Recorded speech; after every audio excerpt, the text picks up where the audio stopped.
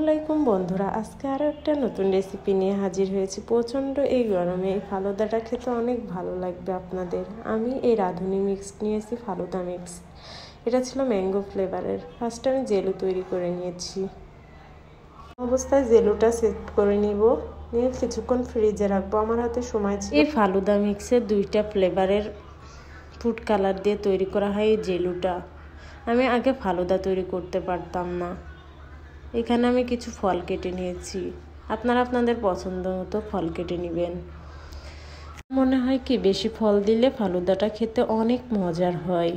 আপনারা চাইলে বিভিন্ন রকম ফল দিতে পারেন। ফালুদা মিক্স দিয়ে 5-6 জন অনায়াসেই খেতে পারবে। আপনারা চাইলে এভাবে বানিয়ে রাখতে পারেন।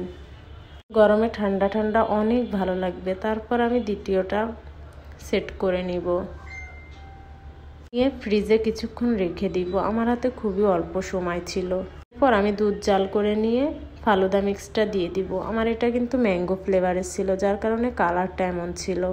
আমার কাছে সময় না থাকার কারণে জেলুটা প্রপারলি সেট হয়নি, জেলুটা প্রপারলি তৈরি হয়নি। এরপর আমি আপনাদের দেখাচ্ছি। সার্ভ করে এভাবে নেবেন। এখানে আপেল কুচি নিয়েছি, বেদানা, আঙ্গুর, কাঠবাদাম, কাজু বাদাম, আর ফালুদার ভিতরে তো কিশমিশ থাকেই। কোনো ঝামেলা ছাড়াই এই ফালুদাটা আপনারা বাসায় তৈরি করতে পারেন। রেস্টুরেন্টের স্বাদকেও হার মানাবে। আমার রেস্টুরেন্টের থেকে এই ফালুদাটা অনেক ভালো লাগে। তারপর আইসক্রিম নিয়ে নিব। গরমের ভিতর এরকম যদি একটা ফালুদা পাওয়া যায় তাহলে কেমন হয় বলুন তো। বাসার সবাইকে এভাবে করে খাওয়াবেন, সবাই আপনার রান্নার প্রশংসা করতে বাধ্য হবে। যদি আমার এই ভিডিওটা ভালো লাগে চ্যানেলটা সাবস্ক্রাইব করবেন, লাইক কমেন্ট শেয়ার করে আমার পাশে থাকবেন। আল্লাহ হাফেজ।